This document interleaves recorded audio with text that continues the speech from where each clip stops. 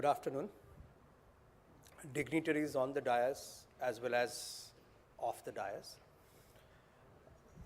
At the onset, I would like to thank EPI, Mr. Dasgupta in particular, who had asked me personally to come and speak on a subject which, in a purest sense, could not be in the curriculum itself. It's not about Electricity Act modification, but it is about open access issues and the problem which we have faced after or post 2003 Electricity Act implementation.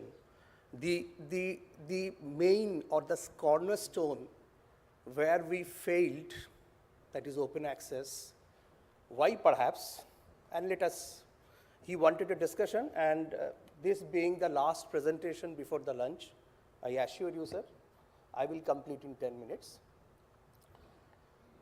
And yes, I will not repeat. Now, this is something which everybody understands. Now, let us see what has happened and why we have gone for even so-called the carriage from content distinction also.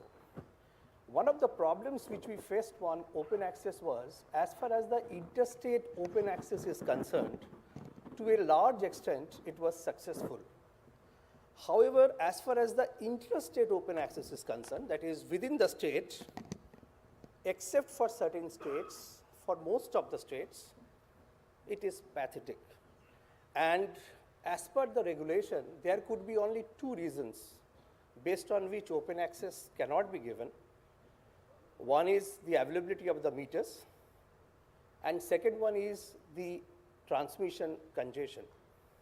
After working in RLDC and RPC for 20 years and being the reliability coordinator, I could never understand, if the state can give power to an open access customer, how can there be a transmission congestion when the same power is coming from outside the state, if there is no congestion among the states, which naturally RLDC takes care of. Okay, having said that, we have seen what has happened, and that is one of the reasons why perhaps we are going for carriage and content. And even if you see there, just to start with, sir, without, I think one comment which I would like to say, there also you will have so-called a distributor and n number of suppliers, and the owner of the network would give similar transmission capability approvals. I thought that is the indication which I wanted to give. So the cornerstone of open access success is very much important whenever we talk about the success of separation of carriage from content. Now, let us see what is happening right now. What happens is, there are two types of open access customers we see now. The first type of open access customers are those who want to take power of eastern region. If I compare, yesterday it was less than 2 rupees 32 paisa RTC, and there was more than 2000 megawatt available in the exchanges, and the power was not purchased. And when I opened the NLDC website and see, India had more than 4,800 megawatt of load shedding. That shows that we have got power, but again, power at a price, and perhaps distribution companies don't purchase power or don't want to purchase power at a price which is even 250. And yes, I have seen the generators generating yesterday. We talk about merit order, but on that merit order, 50% of the generators should not have operated. What I mean to say is that if the cutoff power supply is at 2 rupees 40 paisa, then more than 50% of our generators' incremental cost was more than that. So it shows very clearly that we talk about merit order, but actually it doesn't happen. Now both the situations we talked about is that it is just not happening. Either it is for economic power or it is for contingency power. And unfortunately, right now we had 1,500 open access industries who are availing partial open access through exchange, and most of them doesn't get the schedule, either because SLDC does not allow them or because of other reasons of Section 11, which will come next on. Now, what are the concerns? Now, this is something which is very close to my heart because I have seen that in most of the states, there is a tariff policy which very clearly mentions the calculation of the cross-subsidy surcharge. And that is basically the biggest factor which does not allow most of the consumers to take open access. Because if the cross-subsidy surcharge becomes more than 2 rupees, then the difference of the advantage which he is getting from the exchange is lost. So what effectively it has is the open access buyers are not in a position to purchase power which is cheaper available in the country. Instead of that, he is forced to take the power. I have seen certain slides where after 500 units, it is shown even at a rate of 9 rupee per unit. I feel pity for those steel plant operators or cement plant operators.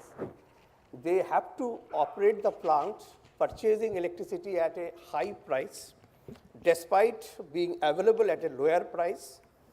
They compete not only in national market, in international market, and we know that there are a lot of closure of steel plants and cement plants because of that. Now let us see the Act. Act calls for gradual reduction of cross-subsidy surcharge, and it has not happened. Rather, in most of the states, it is almost in the same level, or it has gone up recently in some states. There are certain states where Section 11 has been invoked. Section 11 is supposed to be invoked only on emergency conditions, but even during summer, during exams, during elections, that's very important events and emergency situation when Section 11 was invoked and generators are prevented to sell their power outside the state. There are certain states where even SLDCs are not in a position to make schedules. I am telling that because it is there right now also. And I have never understood, if the schedule is made in a computer, how come 1 megawatt or 0.6 megawatt, how it differs? I mean, it's a program which adds. I mean, I have never understood that. Why there has to be 1 megawatt after 5 years or 0.5 megawatt after 5 years? I'm sorry, I mean, we boast to have the best software. A simple Excel does that, and you just need to enter the data. Well, the measures we believe is, I think we have discussed about supply and where. I will not go to that.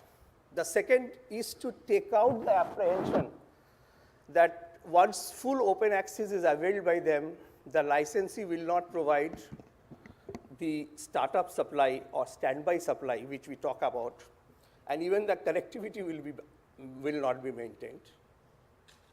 Thirdly, the most important part is the present interstate regulations.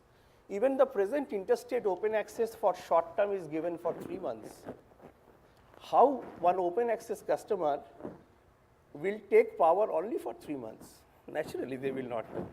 So the short term power tenure has to be increased to start with. There are petitions filed in regulatory commissions, but nothing has been worked on that. Nextly, of course, transmission congestion. Yes, as far as the central grid is concerned, there is congestion on a daily basis between new grid and southern region grid. In exchanges, daily we are having market splitting. That has to be improved. But more than that, I believe that a lot of the states, the state load dispatch centers, need to give very clearly their ATCs across the state. That also is not available. And based on that, on a daily basis, a lot of open access were not given. I will not go to the transmission and wheeling charges because I am nearing to the end of that. Lastly, I would say that right now, power sector is an inflection point, and all the stakeholders need to chalk out the way forward. What the denial of open access does is, you ensure that in certain places, the thermal power stations which are inefficient, they are generating at full blast, whereas in some places, generators are available, more efficient, they are not able to generate. So that's not merit order. And lastly, the effective regulation mobilizes the investment finance at minimum cost and ensures good performance so that the benefits can be passed on to consumers. Thanks.